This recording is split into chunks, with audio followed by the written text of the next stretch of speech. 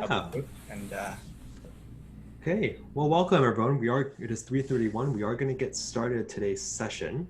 Um, so normally we'd say mute your microphones, but this is a webinar style, so you don't even have the option. You guys don't have an actual audio voice. Haha. But that being said, you do have the Q&A and you do have this wonderful chat that some people are already making use of. So please make use of the chat.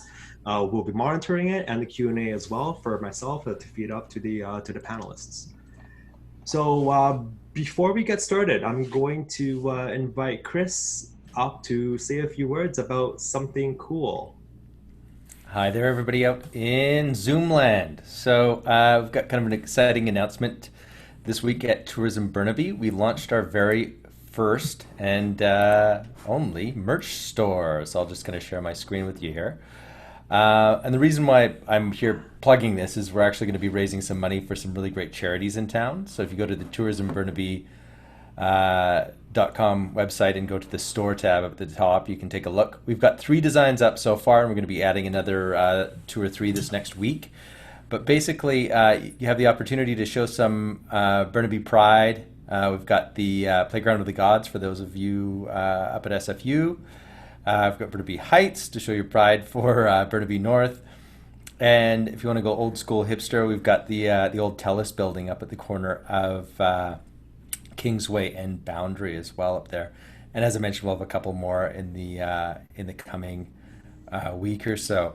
So basically what we're doing is we've set this up so that after the cost of the t-shirts and the shipping itself, all other proceeds will be going to the 5 charities listed along the side here. So Kidsport Burnaby, Burnaby Hospice Society, Burnaby Firefighters Charitable Society, Burnaby Neighborhood House, and Burnaby Hospital Foundation. So we're not taking a profit from this, so it's kind of a way to look good, support your community, and support these local charities as well. So thanks again for having me. now Chris, this is Yeah. off tough here. You know what I'm gonna say. Um, Are you looking for a free t-shirt for a giveaway for today? yeah, for the best question for the panelists, can we are we able to do that there? Yeah, absolutely. Okay. Absolutely. So there's some motivation here, folks, to do to kind of ask some great questions of Jerry, Austin, and Morgan here. So yeah, that's fantastic. Thanks for sharing. And Chris, I'll just put you back into the audience. Okay, thank you. Okay. Thank you, Take care, Chris. everyone. Kind of weird. It's kind of weird. Okay, so thank you so much. So Tourism Burnaby and Connect with Burnaby, very proud to present to you today's session called Back to School, Reality Check.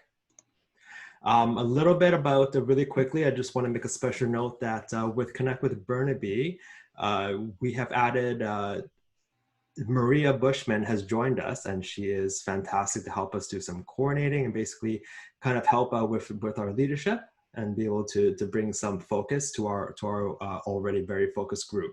So welcome, Maria, if you're out there in the audience. A little bit about our session today. We're going to talk to Austin, Morgan, and Jerry, and they're going to each present some stuff. And I'm going to introduce them all really, really quickly and just basically let them take it away. So 5 more minutes of me talking and then it's off for you guys, okay?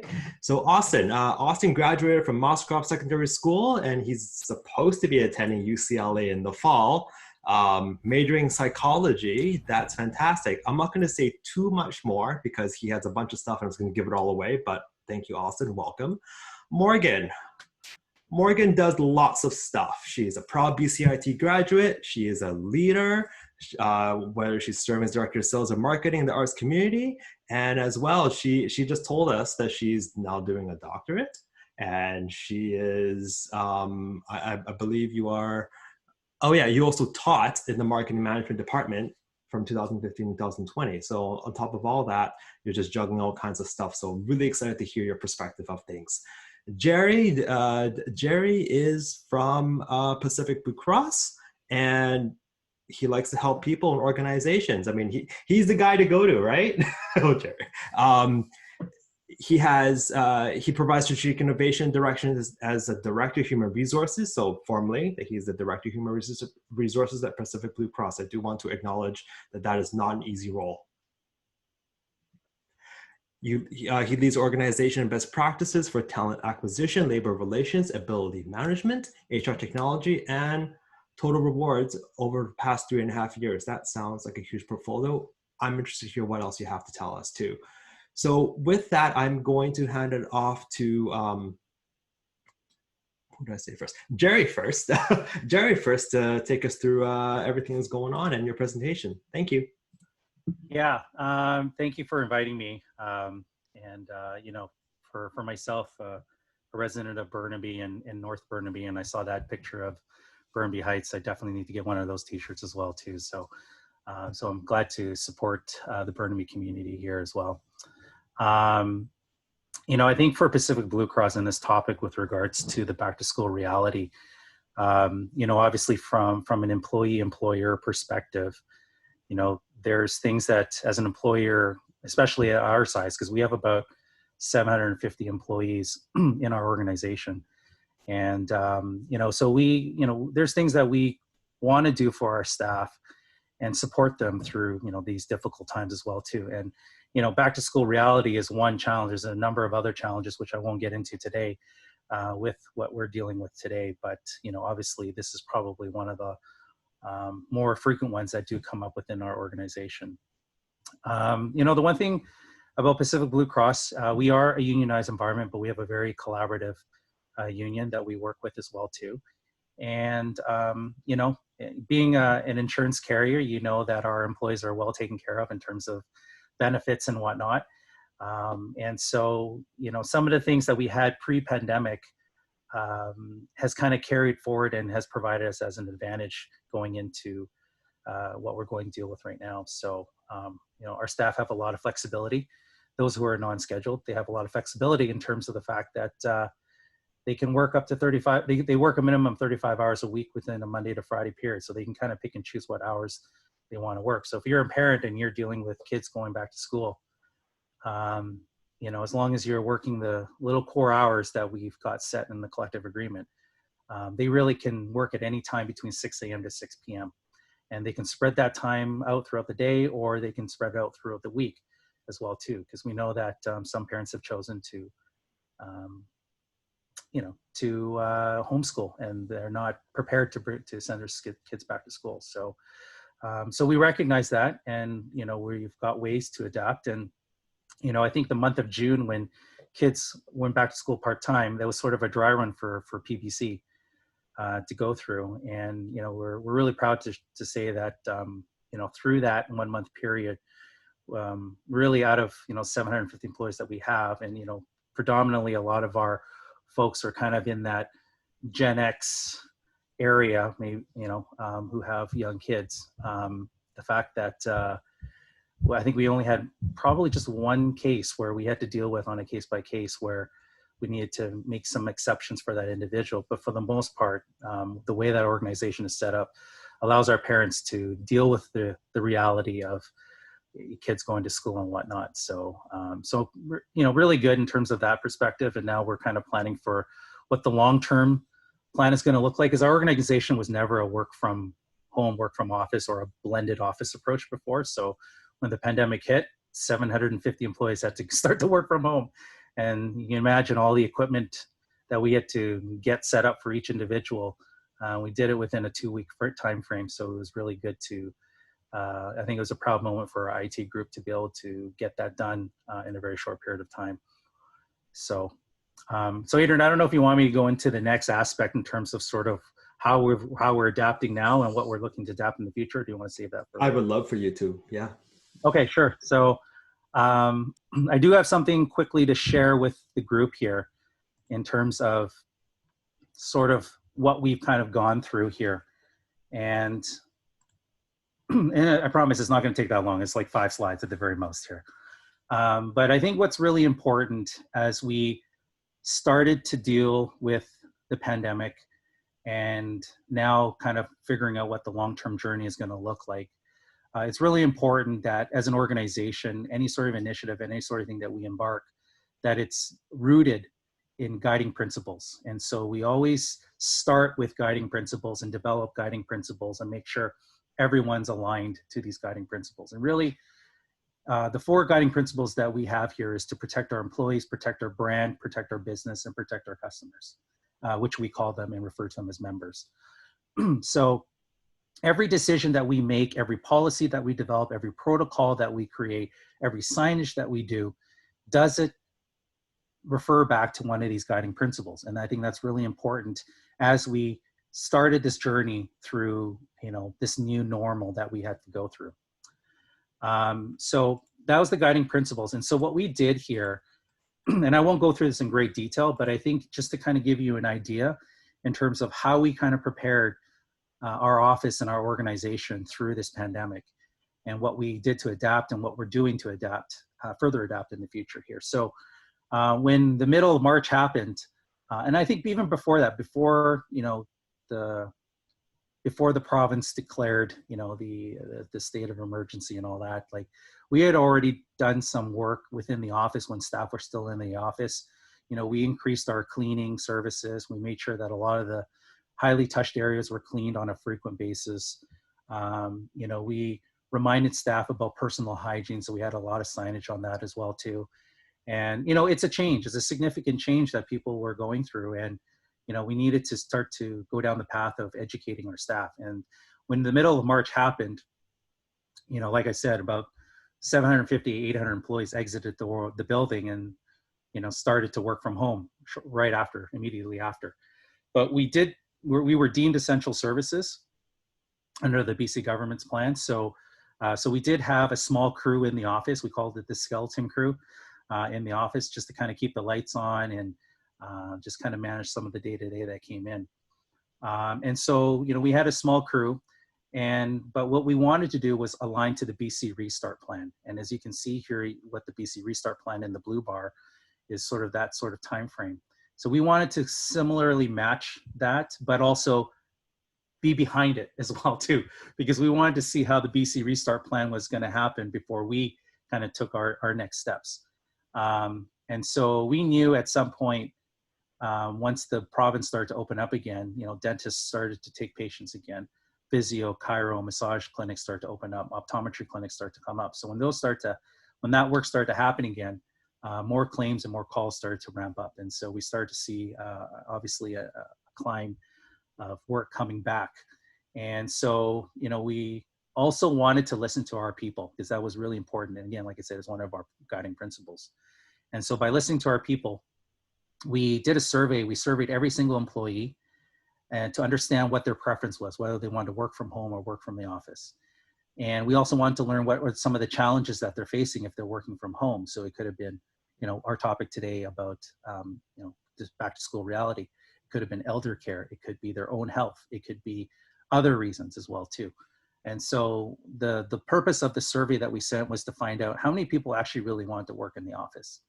And based on those numbers, could we achieve it? Could we do it so in a safe manner?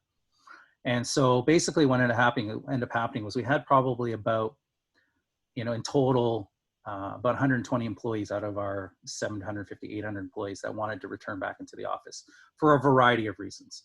And I won't get into that. But so we made that happen, but we did that in a phased approach again within our stage 2. And so we brought in 15 employees one week, and then another 15 and another 15 and another 15. But we took a while. We didn't start bringing people back until probably about July-ish. And I think a lot of that was because we started to develop and create new policies or refine policies, new protocols, make sure proper signage is in place, make sure we're meeting WorkSafe BC's safety guideline plans. And I think PBC is proud to share that, we were the type of organization where we wanted to be more than just meeting the minimum. We were well above what was requested as a minimum, and we put some measures in place in our office to ensure the safety of our staff. And so we're really proud that we were able to do that. It took us a little bit longer than we would like to, but I think the longer that we held out, the more things started to come up, and we had to think through every single scenario.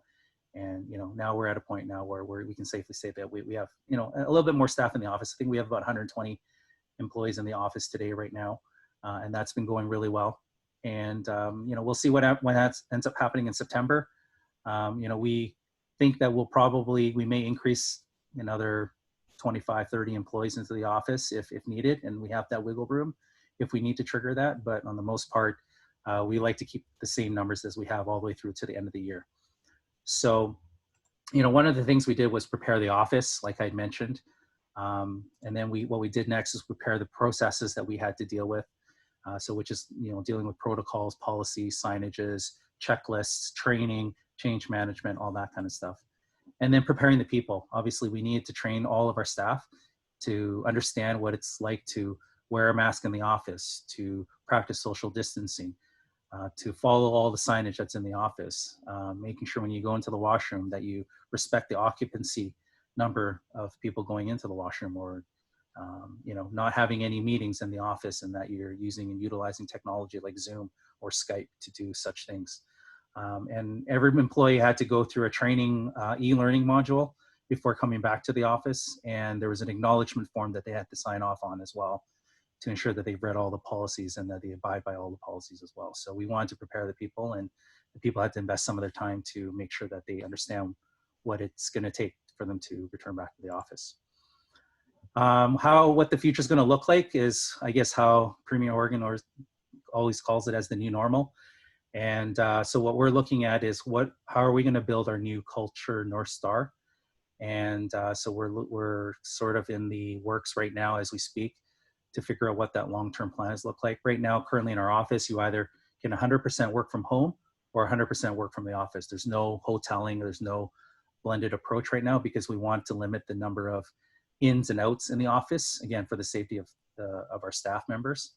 And obviously from a contact tracing perspective, if we were to get into that point, then it'd be a lot easier to contact trace when you know exactly who's in the office as well. So we don't encourage any hoteling right now, but we know that for the future is something that our staff has said they would love to do, and I would love to do it, and we would love to do it.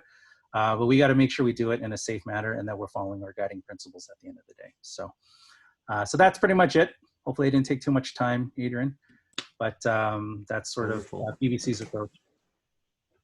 Wonderful. And okay, so I will move on to Morgan. Hi, folks. Morgan Westcott here. I am the Associate Dean for the Marketing Management Program at BCIT. And as mentioned in the intro, I was a student in the tourism option, graduated, worked in industry, did some cool stuff, came back, taught, and then became the Associate Dean in June. So always a great idea to take on a new role in the middle of a pandemic, I think, right? Right. I know a lot of you on the call, I heard a rumor that there's some young people on the call that are really curious about BCIT in general, and also about kind of what the fall is going to look like, et cetera, et cetera. Just get myself organized. I love PowerPoint, guys. I can't, it's because I was a teacher for so long. So I'm just going to PowerPoint my way through this. And then if you have questions, I know we're going to have time later, and I'm happy to answer any questions, or even just give you my contact info for later if it gets super specific. So in thinking about the fall term for our options, so marketing management is one of the options in the School of Business and Media. We also have broadcast, we have operations management, financial management, business management. We pretty early on in the process, right? So what happened, it was March break, and I went to a conference where I heard Tourism Burnaby speak, and came home from the tourism industry conference in Victoria, and wasn't feeling very well, and actually ended up staying home. Me and my 5-year-old stayed home, and that's when I had to prep for online teaching, right? Because it was like, okay, I'm not feeling well. It's March break. Next week I'm supposed to teach, but I need to keep myself home. And by that weekend, like the Connect game was canceled, stuff got real. And so all of the instructors in our department were kind of in a similar boat. I actually had an advantage because I was already not feeling well. So I had a plan A, which was Morgan gets better and we go back to class. And plan B was Morgan gets better, but this is really happening. And so I had already worked on my plan B, and it turns out that's what it ended up being. So we had to pivot online pretty fast. So looking towards the fall term, what we decided in the School of Business and Media is if a program can be online only, it's online only.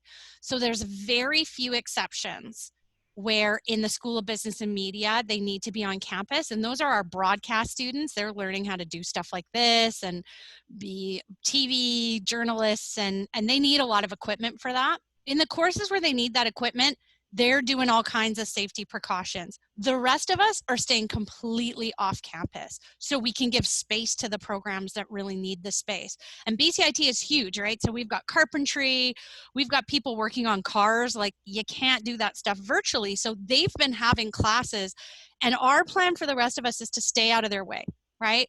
So it's a strategy of, we can do this online. We've got this.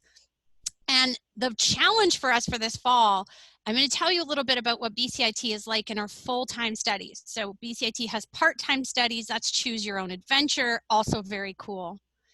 In our full-time studies, we're very different from other schools. So we give you your timetable, and your timetable typically will have 8 classes in it.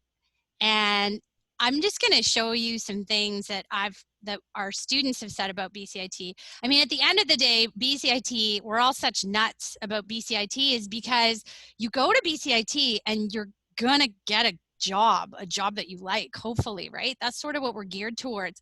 But to get you there, we do this thing, it's called the cohort model. We're like, here's your group. It's called a set. Here's your group. And you guys are a little pack, and you're going to take the same courses at the same time, all 25 of you. That's set. It's called cohort-based education. Lots of cool studies on why it works. This is what it's like for the students, right? It's like boot camp. It's harder than I imagined. It was like being pushed to do more than humanly possible. I used boot camp a lot when I was a BCIT student. It's like a kayak trip over rough seas, right? Your surroundings seem challenging and unpredictable, but you become more and more comfortable. It's about more than just studying and getting knowledge. It's about this connection with other people and people who have the same passion and purpose in life. So for marketing management, you know, we have different options. We have tourism, we have professional sales, we have entrepreneurship, we have marketing communications, which is like really like the advertising and promotion and all that. You get to know these people super, super well, and they become your immediate network, right? As you're trying to navigate this together. We grow people at BCIT, right? As people, not just academically. BCIT stands for being crammed into teams. So it doesn't matter what program you're in at BCIT, there is tons of teamwork, and not everyone loves it. It does feel like you're being crammed into it sometimes, but it's part of the experience. This is a quote from Maria Bushman, who's already gotten a shout out on this call. She was one of my students. She said, "It's not that it's a marathon or a sprint. BCIT is a sprinting marathon. It keeps you on your toes. It'll test you to the point of tears sometimes. It's hard. It can be intimidating, but that's why you're here." We take the skills and aptitudes people have, and we refine them into efficient working professionals. It's like taking cough syrup when you're sick. You really don't want to. It tastes awful, but it works, and you're happy that you did, and it's doable. It's really fast-paced and it's busy, but it's doable. So this is the culture that we have in BCIT in this cohort model. This is what we're known for. This is our secret sauce. And so the challenge for us, right, is a couple of things. First of all, this cohort model is about community. And so our second year students, the students that started first year last year, got to know each other, and then, you know, spring break happened, and then they managed to pivot online. They've had a chance to connect. But our first year students haven't had that chance yet. And we are not going to be having an orientation on campus the way that we normally do. So we have been working all summer. Like instructors who normally get the summer off, that's what we promise them. Hey, I'm being an instructor, you get the summer off. That's not been happening behind the scenes, right? We've been working really hard. So one of the things that BCIT created was this student success hub. So instead of coming to orientation, you get registered in an online course, and it will walk you, there's videos, it talks to you about all the services that are available to you on campus and where to find those things on campus when campus is your bedroom, right? How do you navigate this? And introducing students to the concept that, hey, you're actually in a little pack, right? And you're in a little pod of people and you have each other to rely on, and trying to foster that. So we've got these special little social media projects that we're doing to that end. And then within just the School of Business and Media, we have our own student info exchange. And this is where we're trying to build some of that community, trying to make sure everybody has the right contact info for the right person. It's hard, right? Normally we have this hallway and people just wander down the hallway and they find who they need, and we don't have that right now. So we're trying to create these online spaces that students can wander through and go, oh, okay, I need to talk to a librarian about this. I need to talk to someone else about that. So then the second challenge is adapting everything, right? So we normally hand our students a timetable with 8 courses in it or 7 courses in it. And what we had to do as a marketing department, not every department responded the same way, but we have this kinder and gentler approach as a School of Business across the board. And what we did in marketing is we said, well, we're not going to give our students 7 courses to take at a time. It's just not the same when you're online. So we're doing something called 7 and 7. I don't know how we came up with that name, but basically, you know, we've divided it up so that the sets by set, the students are in these clusters and they end up only taking 4 classes at a time. And the course they take the longest, like the backbone of their program, you can kind of see there is Marketing 1102, which is Essentials of Marketing, because we really want marketing students to get that one, really get it. And then in the winter term, we've shortened the whole term and we actually have some leftover room at the end. So students can either complete a bit faster, because again, it's just a lot to come to school online, or they can use that extra time to make up any courses that they maybe had to drop or they were struggling with. Because if we might find that a student comes in and goes, I just can't get this math thing online. We wanted to build in an insurance policy where they could pick that course up and not go into summer school, right? We're trying to prevent that.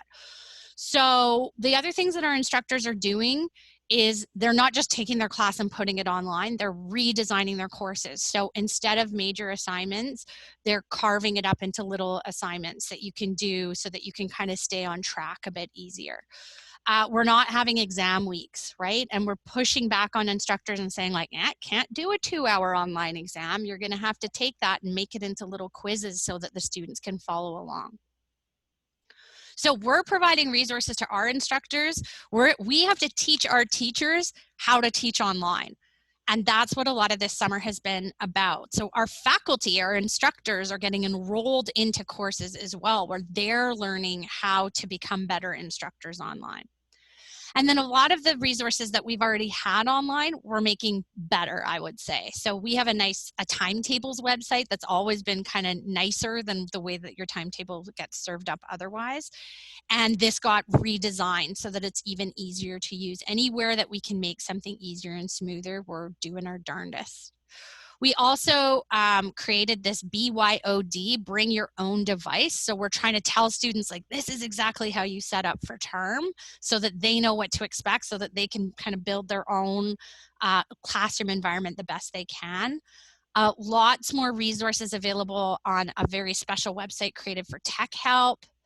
We're using something called Early Assist, and we've always had this, but we're using it more so that if a student's having a hard time, we can actually flag that student earlier and get them the help they need as early as possible. And just things like, this is a long, boring document you don't want to see, but on the back end, our instructors are getting much more direction on how complete their course outlines need to be and really how to get that online learning up to a next level. So really what we're trying to do as a department, as a school, as an institute is support each other, lean on all these teams that we have. I heard an instructor say the other day, you know, I really didn't know what they do in the library or what they do in that department. But now I know, because as instructors we're having to get that help, and as teams we're having to get that help. We just completed a student success webinar series. So every Monday and Tuesday night, there were faculty and associate deans hosting webinars to help try and get students ready. And those are all available on our website for people to view. So you can kind of see the feedback that we're giving the students to help prepare them. I think the bottom line for us is, yes, we're moving online and it's not ideal, but that's what's happening in the world. And BCIT is all about preparing people for a complex world. So by having our students come to class online and deal with, like, how do I run a team meeting in Zoom, and how do I get this assignment handed in on time, that's going to help our students, I think, be really successful in this, oh God, I'm going to use the term new normal. We're trying to help students be ready for that, right? By doing things like this. Working overtime, that's us. That's the associate deans and the staff and the faculty are all working overtime so that our students don't have to, so that our students can find the information they need. And we are taking it term by term. So it would be super cool if we had a crystal ball and we could say what's happening in January. I get asked that every day. What's happening in January is we don't know yet. So we're looking at the health restrictions. We're being super proactive. You know, we were one of the first institutes, and our school were one of the first to let students know what was happening for fall. And I think we're just going to try and continue with that. As soon as we know, students will know about that we're planning everything just so that people can be optimally safe, because we're seeing now, as you probably know in the States, right, some pretty big name universities just went back to school in the fall without any kind of modification plan, and those programs had to shut down, right? So it's as disappointing as it was, I think, for a lot of students that really wanted to get together in the fall. I think we made the right choice, because we've been using this time to just make it the best online experience that we can possibly offer. And so it's been very proactive, right, instead of being reactive. So that's our plan, is to just keep trying to envision as many possible things that we can and work towards many different possibilities, and make the call when we need to. Oh, you don't want to see that again. Outside of COVID, I was asked, what's happening in your life outside of COVID? I don't know, this is not relevant to BCIT at all, but what a great time to explore our backyard in British Columbia. We are so lucky. That's my backyard in East Van. I'm just throw a rock over Boundary Road and I'm in Burnaby. Mountain biking, just everything that we can do. I encourage everyone who's on the call to go do in a safe way, because we are so lucky that this is where we are, quote unquote, stuck, right? We've got it pretty good here. That's it for me. I'm going to try and unshare my video. There we go. Stop screen sharing. Thank you so much, Morgan. Just hammered all that stuff at you. No, it was great. We got some questions coming your way for everyone's way. I'm just sort of like keeping track of them. We'll address them during Q&A. Austin, let you take it away. Yeah. Okay. Can you hear me okay? Yes, we Yes, can. Thank you.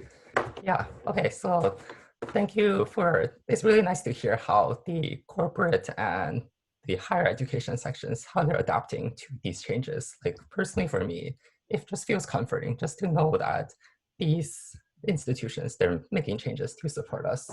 So it's great to hear. I'm going to share my screen.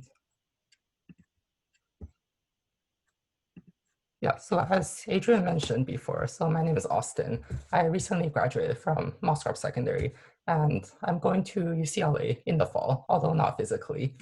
It's definitely not what we all expected. Since like the beginning of grade 12, I was really looking forward to transitioning to college, having a graduation, but circumstances do change. And like, I had my graduation and also my orientation. They've been all taking place on Zoom. So stuff is changing, but students like us, on behalf of all the students, we're changing, we're adapting our behavior, and it's pretty good practice for the future when we enter the workforce. So before I get started into the main theme, I would like to introduce the Burnaby Youth Hive. So this is an initiative that a few of my friends and I have been working on while we've been staying home. So I'm going to pass it off to my fellow board member, Angelina Chen. She's on the panel right now to introduce this initiative. Oh, hi everyone. My name is Angelina Chen and I'm going to grade 11 at St. Thomas More Collegiate this upcoming September. Having realized how big an impact COVID-19 has had on my education, my friend Austin and I, along with several other friends, started the Burnaby Youth Hive Initiative. So we are a group of 4 to 6 Burnaby High School/university students, simply interested in supporting the youth community during the pandemic through providing resources as well as seeking answers to important questions that we as youth have in mind.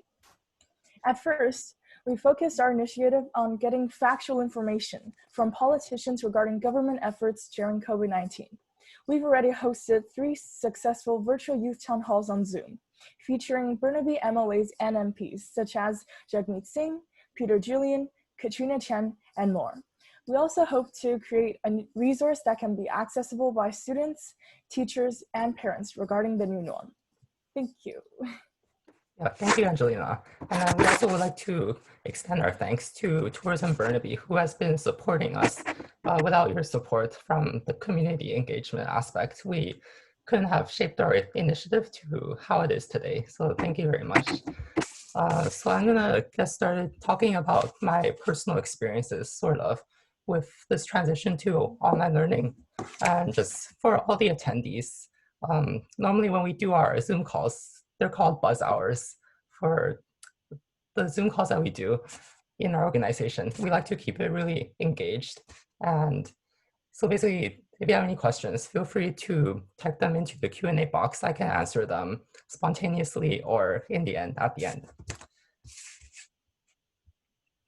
So, this is just a few screenshots from our webinars with the Burnaby politicians. As you can see, there's Jagmeet Singh, a few local MLAs, which we try to facilitate an open discussion for topics relating to the new norm. Yeah, so I'll go over this slide in a bit. So I'll start talking a bit about my personal experience.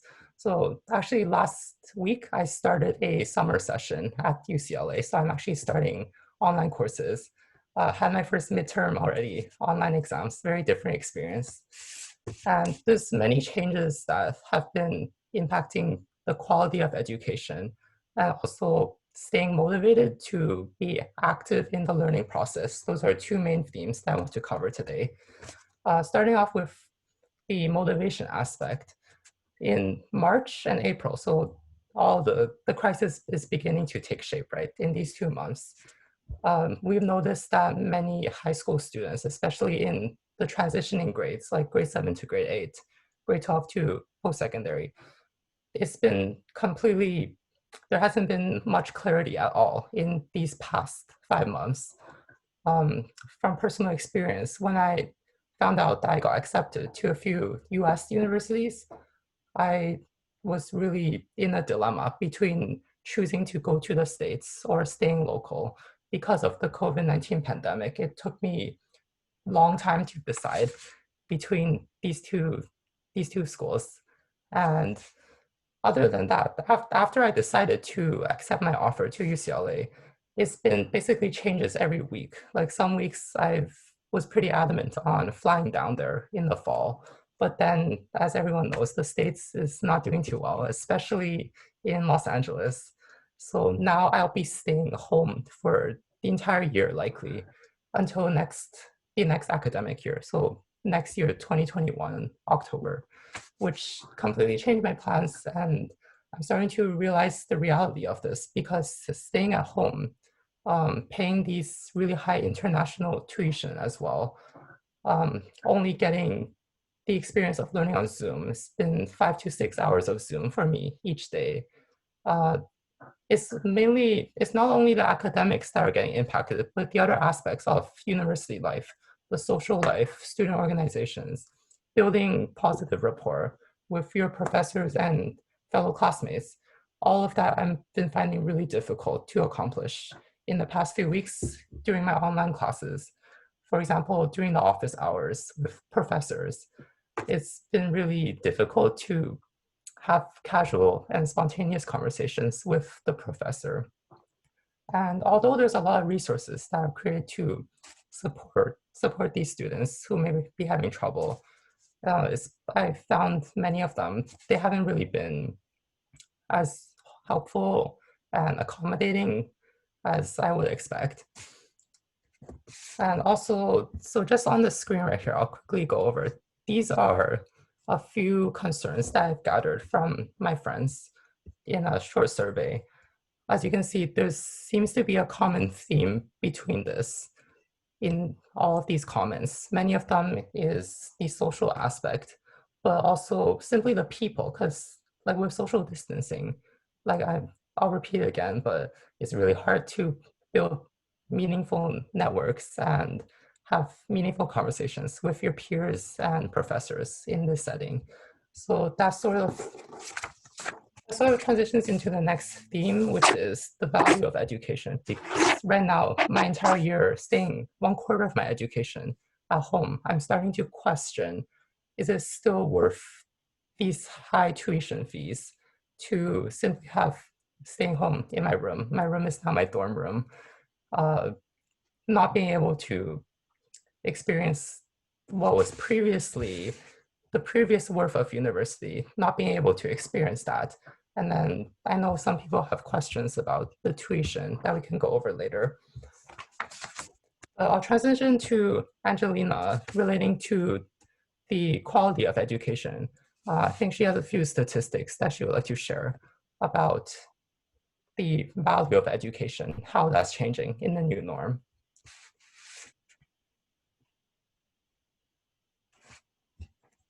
Angelina, are you there?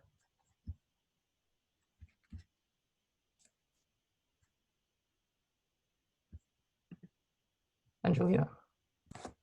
Yeah, I think she's just coming back on. Okay, yeah.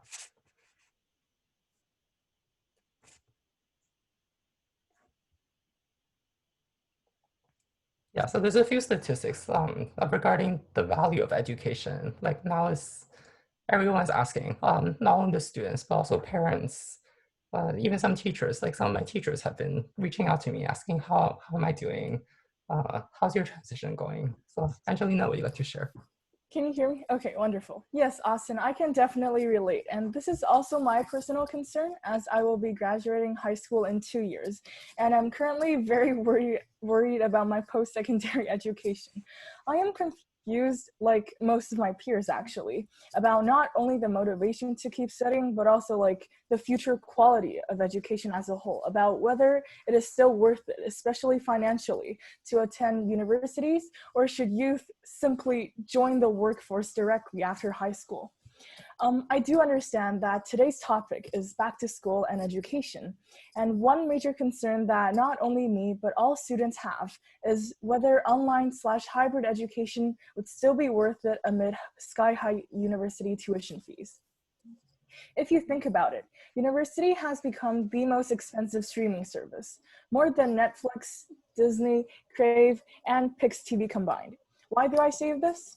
Currently, education basically looks like students trying to focus and learn by watching their devices' screens on streaming platforms such as Zoom or Google Meet.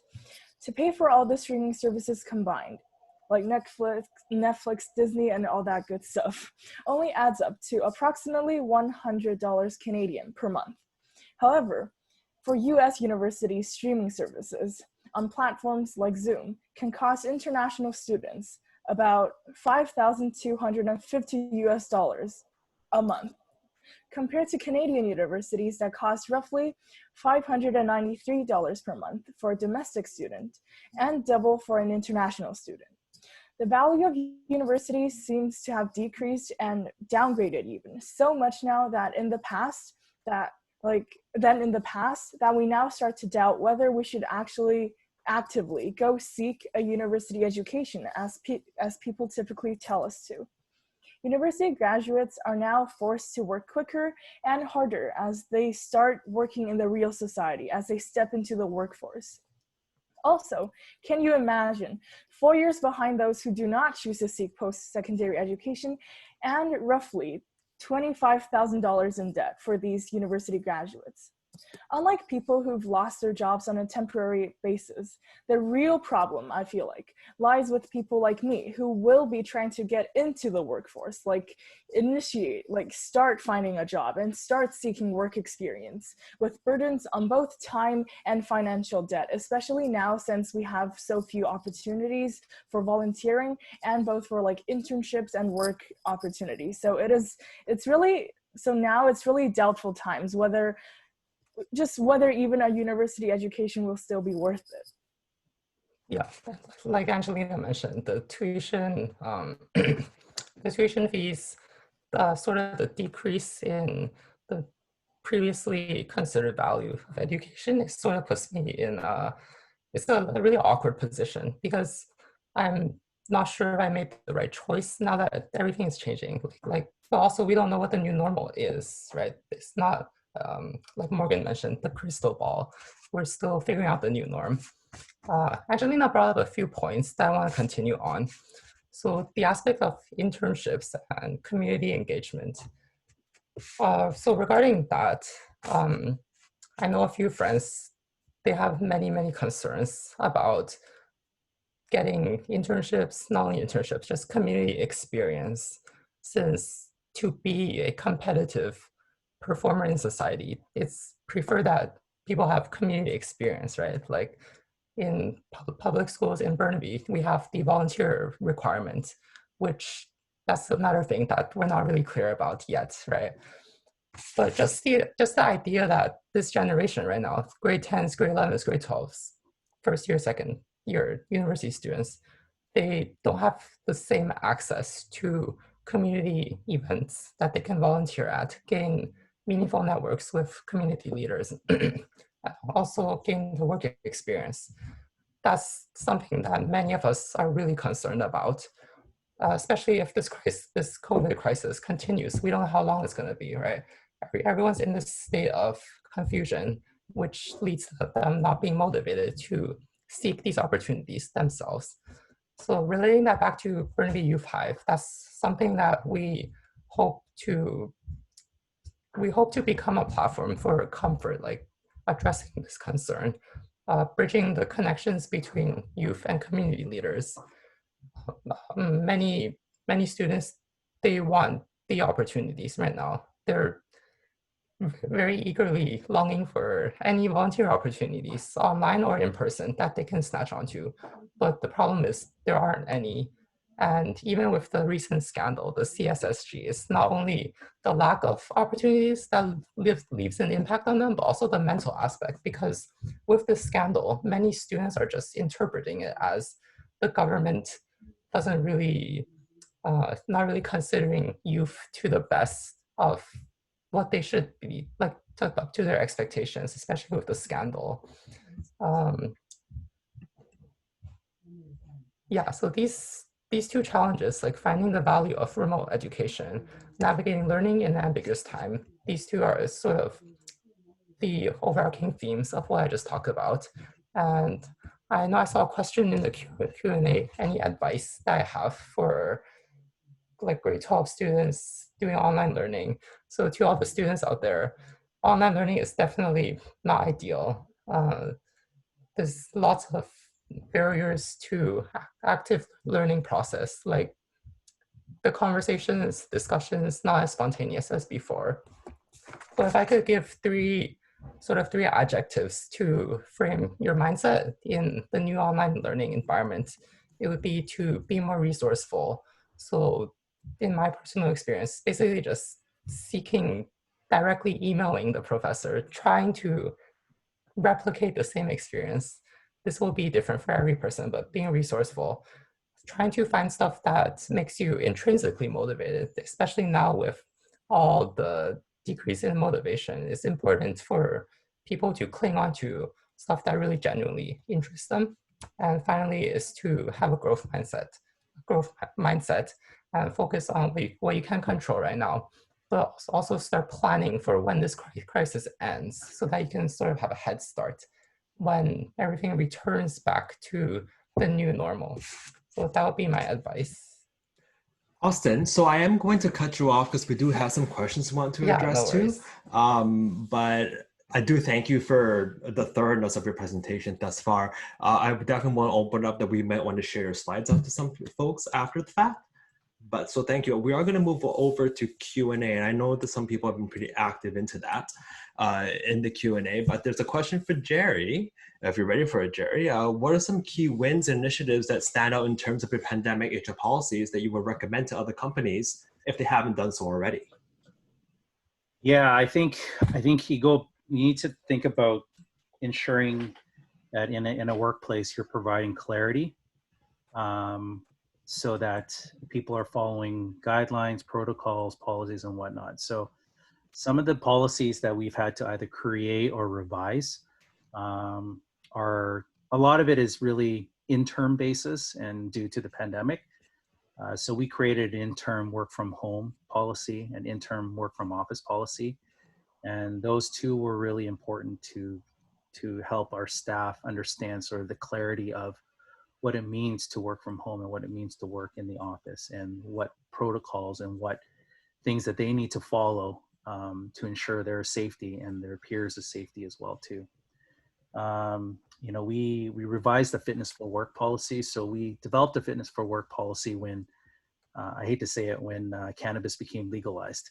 And so that kind of, we started with creating a fitness for work policy to ensure that if employee was not fit to work, that they should not be coming into work. Again, safety related as well too. And so we provide some guidelines there as well. And we just kind of revised that a little bit, obviously with a bit of COVID in there as well, in case if somebody were to fall into or have symptoms of COVID as well. We developed a COVID-19 illness policy, again, providing clarity in what sort of the next steps to take if you start to feel symptoms of COVID, may not necessarily have it, or if you do have symptoms of COVID, what are the next steps? And so we created an interim policy for those type of situations as well. And then there's a COVID-19 monitoring policy that we've also implemented too. So one of the things that we did as an organization, a conscious decision that we made, and you know, I know it could be controversial in other places, is we actually have thermal cameras when employees walk into the building to take their temperature. And so because of that, we had a lot of work that we had to do behind the scenes to make sure from a privacy perspective that we've dotted our I's and crossed our T's, as well, ensuring that if you were to get a temperature above 38 degrees Celsius, what are sort of the next steps and what do you need to do? So, you know, those are some of the things that I don't know if I would call them quick wins yet, because I think at the end of the day, it provides more clarity for employees, because really at the end of the day, you're wanting to ensure the safety of others in the workplace. And all of this got wrapped up into a nice little gift box with a bow on top, by presenting it in a very easy to understand manner through an e-learning module that employees need to go through. And it wasn't a very long one, but it took a lot of the key points from the policies and protocol documents and really put it into one, and just to make it easy to understand. And because it's not easy to read a policy document, nor do people have the attention span to read a policy document. And when you start to issue out 6 or 7 or 8 of them, you're going to start to lose people. And so it was important that, you know, we don't lose sight of the fact that we need to inform our staff, and we need to do it in a way that captures their attention, that they can retain it, and that they can also be responsible for it as well too, because they do have a responsibility on their end to ensure they're creating a safe environment in the office. And so those were some of the wins that we had there. It's still a learning process, just like not everybody wears a mask. You know, I think it's one of those things where we didn't make it mandatory. However, we did make it as a requirement if you can't practice social distancing. And so, you know, one example would be an employee would leave their desk to go to the washroom, but they didn't put their mask on. But you don't know who you're going to get in contact with from where you sit to where the washroom is. And you could be in contact with somebody that's less than 2 meters. So, so we're having to remind staff, and it's a change in behavior that people have to go through. And so we're doing it in an approach that's with kindness and empathy versus taking a very strong-handed approach. And so, you know, we're simply just reminding staff, just letting them know, hey, you know what, just so you know for next time that if you leave your desk, that you do put your mask on. And so our leaders are equipped to have those type of fierce conversations. And staff are very good at reporting some of these things. If they're not comfortable with addressing it on their own, then they'll bring it up with HR or with perhaps their department leader or their team lead. And one of us would address it immediately, right? Because we want to change that habit and that behavior as quickly as we can, so that everybody's comfortable working in the office. And so I think we're now at that point. We're a number of weeks into all of this now, and I think the behavior is starting to improve a lot.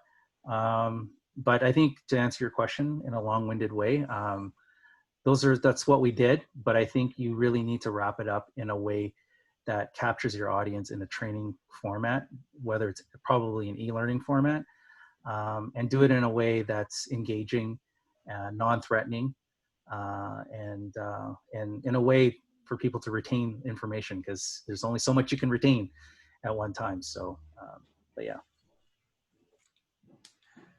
Thank you. So there's the big question, and it's been asked quite a few times. Morgan, this is right at you. Yeah. Hit me. It's the big one. It's been asked in different ways, but let's just do it. Tuition. Yeah. To online learning, and Austin, you touched on it. Online learning, and I'm wrapping a bit of my stuff in here too. Online learning, international tuition, domestic learning. It's online. It's very to cut it down. I will liken it to Angelina's comparison to a streaming service. I do know, working higher ed, there's a lot more to it, but yeah, I mean, from a student perspective, you are signing on to something and watching something on your device. Like that is your experience right now, and you might get assignments, you might get some, do this and look at this, but you can just kind of do that on your own anyway. Just like if you're looking up when's the next season of whatever is coming out, right? It's sort of the same transaction. It's the same clicks. So basically, I think the question's around, what are your thoughts on that, Morgan, very specifically about tuition and sort of like the perceived, I'm going to use this as the perceived inequality. Sure. So couple of things. We don't set tuition, right, at BCIT. So just want to be careful when we're dealing with this kind of COVID crisis, that we understand that like there are systems in place and there are systems within systems.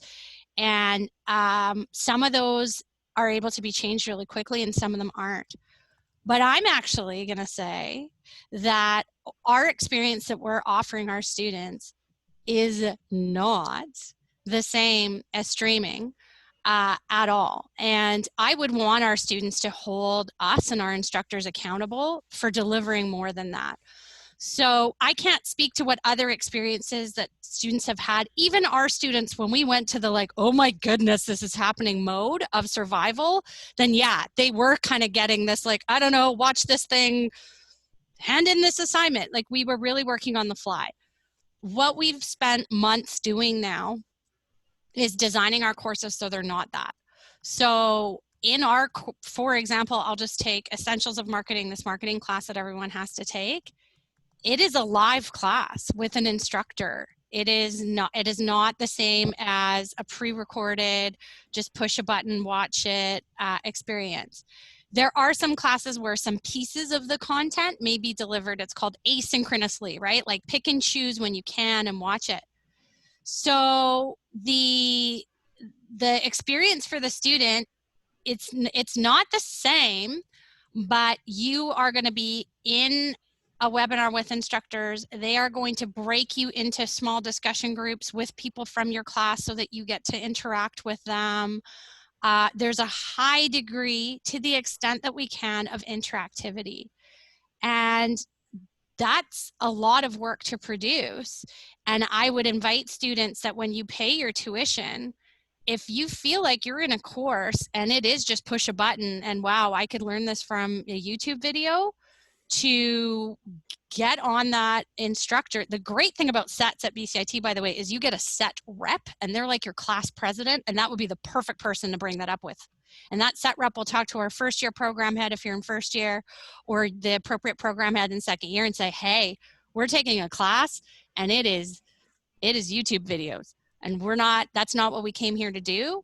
And we as a faculty, we are committed to addressing that. And we want to make sure that you're getting the best possible experience out of the online component.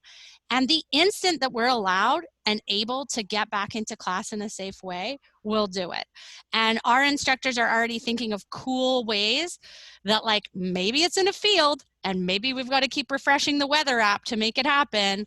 But, you know, getting everybody together, distanced in a field that, you know, that they can talk. So we don't have time for me to get into the complexities of how international or domestic works. Hey, if you're from Burnaby and your plans for the fall got derailed and you want a good value education, domestic tuition is affordable compared to international tuition. You've got a great school literally in your backyard, and that we're working so hard to deliver that value. The other thing is, I had a student ask me, like, what's the point of going to school now? Like, I don't need to go to school so I'll just come back to the fact that, like, we serve industry, and industry is saying, I want employees who understand how to work from home. I want employees who understand how to be productive and hold meetings on Zoom. We want to hire people who understand how to market to audiences under these challenging circumstances. So we're all adapting our curriculum, and as the students adapt and the instructors adapt, you're going to learn those quote unquote soft skills that you will need to do what we're all doing. Right? You're going to learn how to function in this quote unquote new normal in a way that I would argue your friends that are hanging out and going to the beach and, you know, playing guitar or whatever other cool pursuits they're doing, they're not going to be learning how to work in this professional environment. This is our professional environment now. And you're going to learn how to do that by attending our courses. So I hope I've touched on a bit of that, on a bit of the value of going to school now and a bit of the value of coming to BCIT. And I know that there have been some questions in the chat that I've tried to answer with links. There have been some questions in the Q&A that I also answered, because some of them it's just like, here's the link. We do have this service at BCIT. But yeah, hopefully that helped on that one. Yeah, could I just add something really quickly? So Morgan, you mentioned, so you recommend to students, since I know that I have my schedule for the first semester, and I realize all the classes are recorded, even the discussion sections, they're all recorded, which makes me puts me on uneasy a bit, because I don't know. But so you would recommend that we can directly reach out to the school, like saying, are there any alternative methods to teaching this? But the professors, they already recorded their lectures. So you would recommend still reaching out to the schools in this case? Give it a shot, Austin. Give it a shot. I mean, I can only speak as an administrator at BCIT, right? And the way that we're structured and what we're doing. And it's not just because this is a commercial for BCIT. I'm doing my doctorate at UBC, and it's been the same thing there, where we're taking our classes synchronously in a Zoom meeting, and it's set up so that we have opportunities to talk in person with the instructor. It's just like this. And as a UBC student, if they came to me and they said, well, thank you for I won't tell you how much money my program costs, but thank you for your lots of money. Here's your link to your video. I would complain. I'm probably going to get in trouble for saying stuff like this on a webinar. For sure. Be squeaky and say, look, like, I'm a squeaky wheel here. I paid a lot of money to sit in my bedroom in Canada, and I don't think I'm getting value out of this, for sure. I don't know, because I don't work for UCLA, how they'll respond or what the best channels are, but you guys are really bright people. And these are the life skills, like, that you're already learning, right? Like, I'm getting something that I'm not happy with, and how do I construct a complaint, and how do I move that forward, and how do I get what I want out of the situation, I'd say is the first lesson that you're probably learning as a UCLA student right there.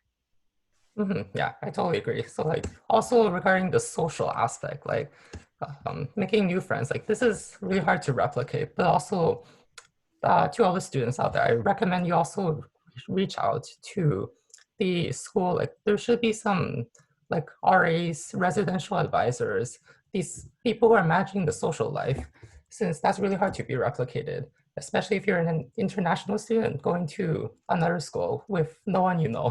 In my case, yeah, a bit scary, but I recommend to the students, just extending from my advice, reach out to those people as well.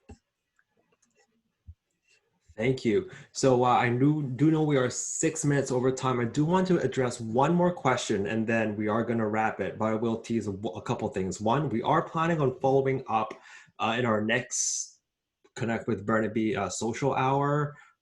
Sorry, I had the word buzz hour in my head because I really love the Austin, but we are going to follow up. So this isn't your last chance to ask questions. We do want to follow up with all your great questions. This has been a wonderful topic. We have one more question, but before that, I do want to just add to what Morgan has been saying. And this is for all the students and all the parents and people out there. I mean, education is an institution, capital I, which means it's very, very monolithic. It's been a staple in our society for a very, very long time. And I'm not going to say that it doesn't change. It will not change. It can change and it will change, but it's not going to come quickly.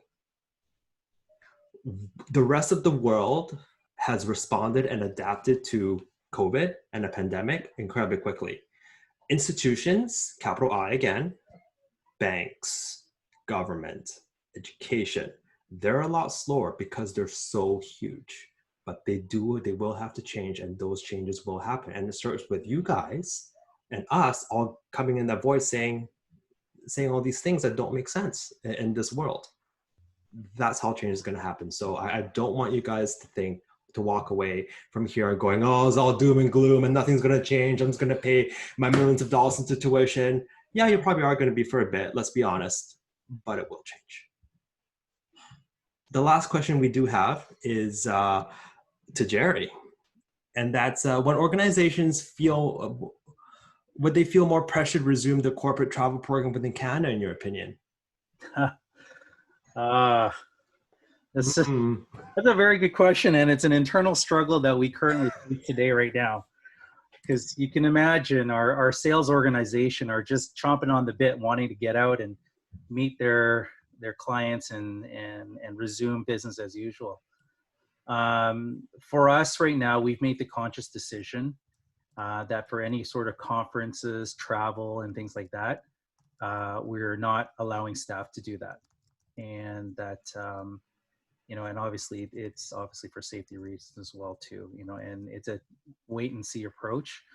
And so we've basically reduced all budget related to any sort of travel, business travel for that. Unless it's completely essential, then we will review those on a case by case. But we believe at the end of the day that, you could probably do and conduct business travel through a Zoom meeting and do it in a safe manner. Again, going back to our guiding principles, protecting our people. That is a key thing that we need to ensure that we're practicing. And, and there's going to be case by cases where we will have to review, where we may have to open it up a little bit. But we made a conscious decision in terms of the fact that business travel was halted until further notice. But I know our sales folks are making a pitch to us right now to see if they can open it up to them, and we'll hear what they have to say and we'll take it from there. So. Well, thank you very much. And so it's 22. I'd like to say thank you everyone for joining us, all of the participants. Thank you, Morgan. Thank you, Jerry. Thank you, Austin. Thank you, Angelina, for your perspectives. And we will see you guys online, digitally, by email, by follow-up, and we'll hopefully see all of you next month at our next social hour. Thank you and have a great evening. Thanks, everyone. Thank you. Thank you.